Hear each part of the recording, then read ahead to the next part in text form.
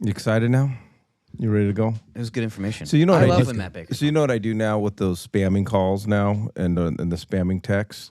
I just say, yeah, I'm really interested in learning more. Please schedule time with my personal assistant, Nick Wiedekamp, 602-942-4200. So you're going to start getting a lot of calls Is to that the when office. you're spamming or getting I spammed? appreciate So when I'm getting spammed, I'm just gonna Just checking. I'm gonna deflect it onto you. My call lists are pretty low nowadays, so I appreciate you helping me out, buddy. I've actually been joking about actually that for pretty about a year, and I haven't brought myself to do it yet. I saw something this weekend where somebody takes the spam caller's number, puts it on Craigslist, and says, let's say Taylor Swift's coming to town, and they'll post and say, I have super low premium Taylor Swift tickets, call me now, and they just eviscerate the person's phone number. I'm not sure if that's a good idea or not, but I thought that was kind of funny. Well, I like it. I'm going to do it to you, actually. We're as a company, we're not commenting on that. For sure. All right, I've got another one, but it's not appropriate. Yeah, we'll wait for it's Oscar. not part of the family-friendly show.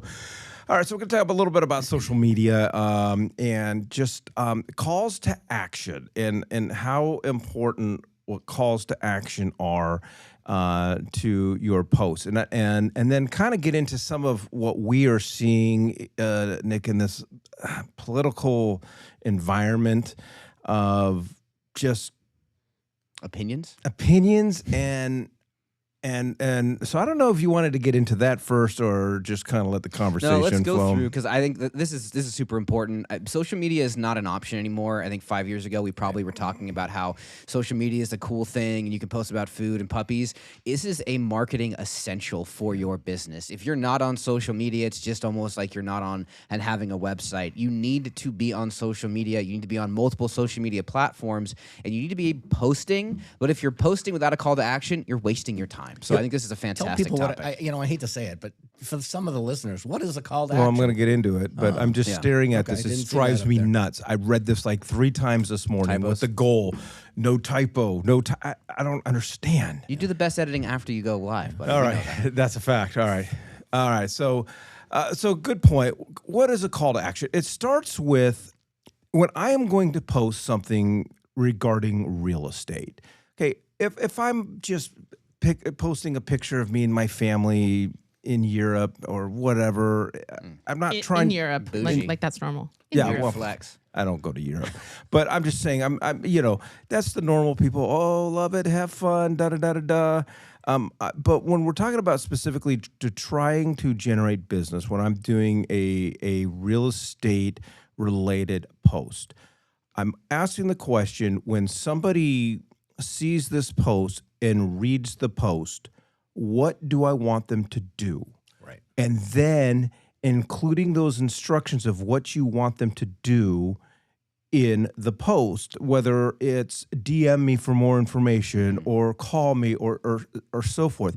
But social media we scroll through stuff so fast and we read people's stuff and we go like, that's nice, that's nice, that's nice. So with all the social media noise out there, you're wanting to give your followers a little bit of guidance of exactly what you are wanting them to do. And if you encourage people to follow some sort of call to action, whether it's call you, text you, post your favorite picture of this or whatever the case is, that you're wanting to not only get an engagement, but you're also wanting to get future conversations. And more people will engage if they're encouraged to engage. Otherwise, you're just posting. Yeah, so this is a really good point, Michael, because here's the thing. When internet first started, it was kind of the person who posted the important information about what another person maybe wanted to do. We'll just call it real estate. So you're posting things about the market, the industry, being a buyer, how to properly, have better engagement buying or better engagement as a seller. The problem was the average agent was giving them the whole bit of information. There was never a reason really for the consumer to contact the agent. They just gave it all.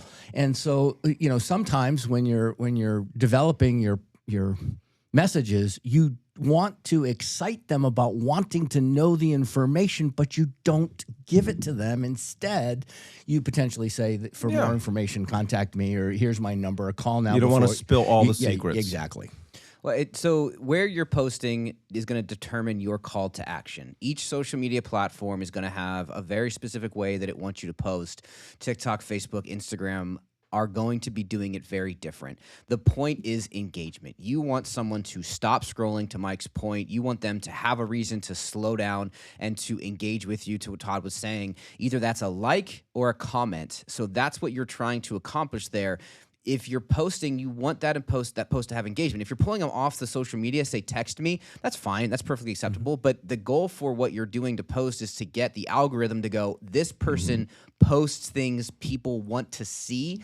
I'm going to then organically share it with more people. And that's how your posts start to get more content or more engagement. The other side of this is if someone engages with you on social media, you need to engage back. If they like the post, you need to comment, hey, thanks so much for the like, Mike. I appreciate that. Or if someone, oh my goodness, if they actually comment on the post and you don't respond and you're ghosting that comment, yeah, you're wasting your time. So you do need to, you take the Gary Vee approach, personally respond to everybody who's engaging with you on social media. Yeah, and let's just set the record. Whenever I'm doing subject matter on social media, we're talking about Facebook. And that's fine. And that's the demographic that you're on. And Facebook's perfectly fine. It's going to be an older demographic on Facebook, but that's who's buying I'm not sure homes. that was a compliment. No, but there's also some value in that, because if you look at the different social medias, they each have a different audience. Yeah. And so, if you now look at who the audience is that's buying homes, you might not want to be putting more of your energy into those few categories that have such a smaller percentage of the market share. You might want to be putting it into the places where the people that are buying the most real estate are going. All right. So then with that being said, so I have a two-pronged approach. I 100% agree with you, Nick. If somebody especially is commenting on one of your posts, you need to like the post, respond to the post, and so forth.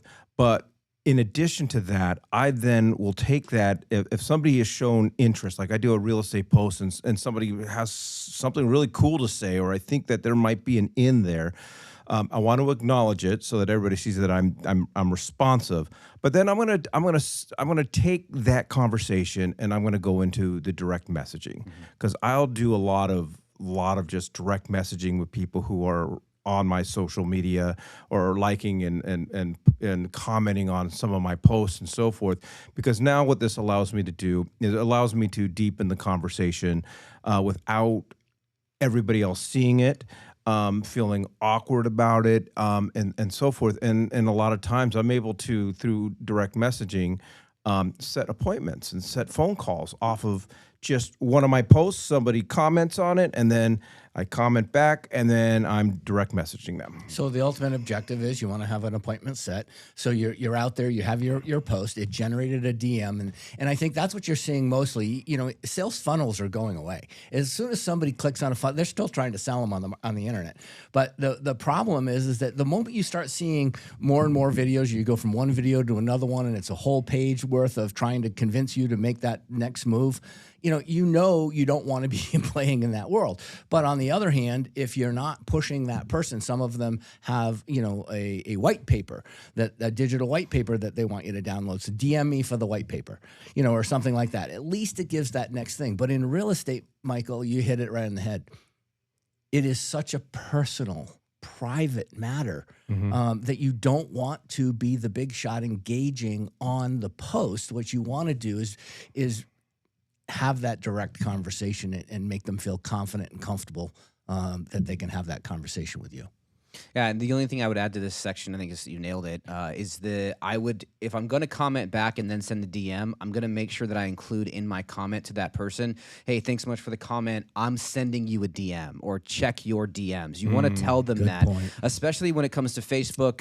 Each social media is going to be a little bit different, but the inbox in a social media platform is kind of a sticky wicket. You really never know where you're going to land in someone's inbox. There's like 4 different categories you can land in. So telling them they're going to be in the DM gives them that ability to go, oh, okay, cool, I need to check my messages and look for the message from Mike. All right.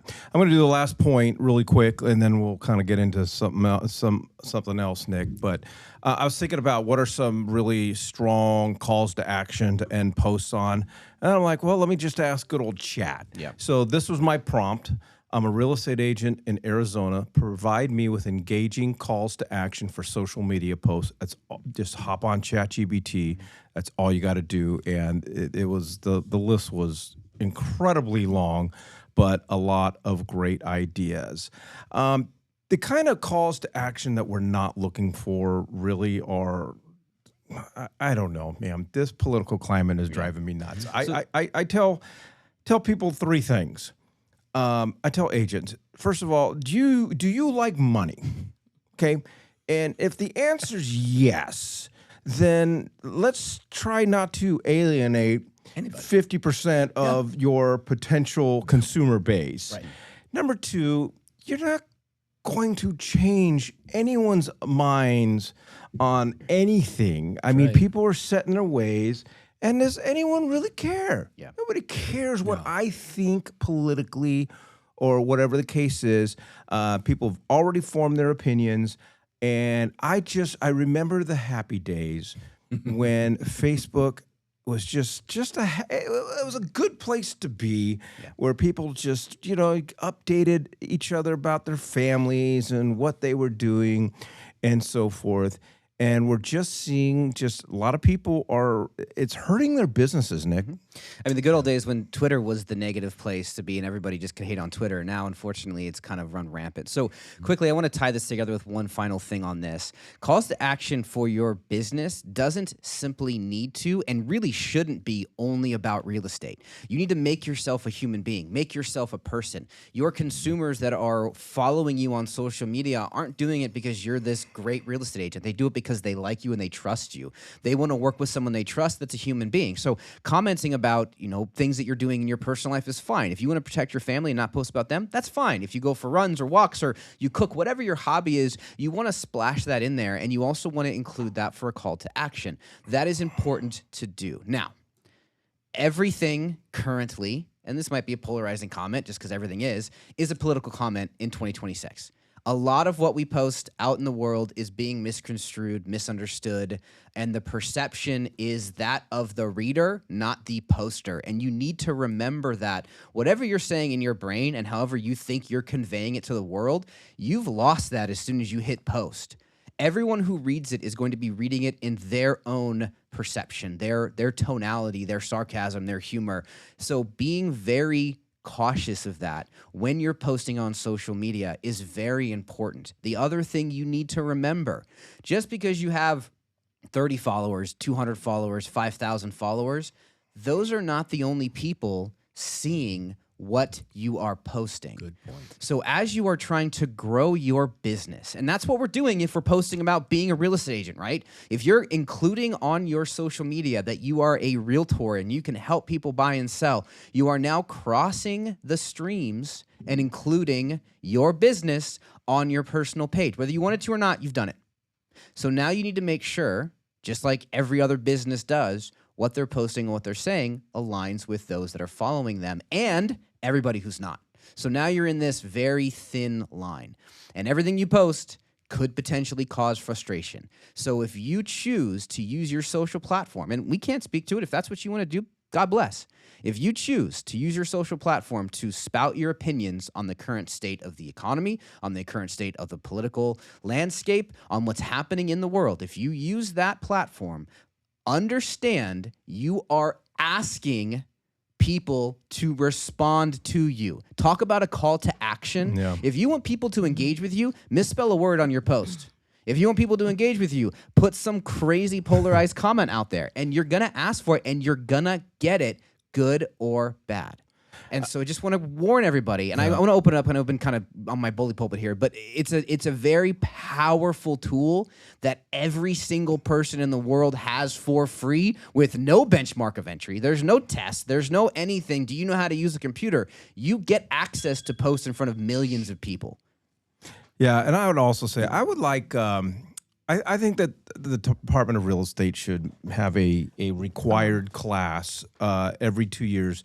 We need to take a class on what is the First Amendment, because yes, there's a lot of confusion of freedom of speech.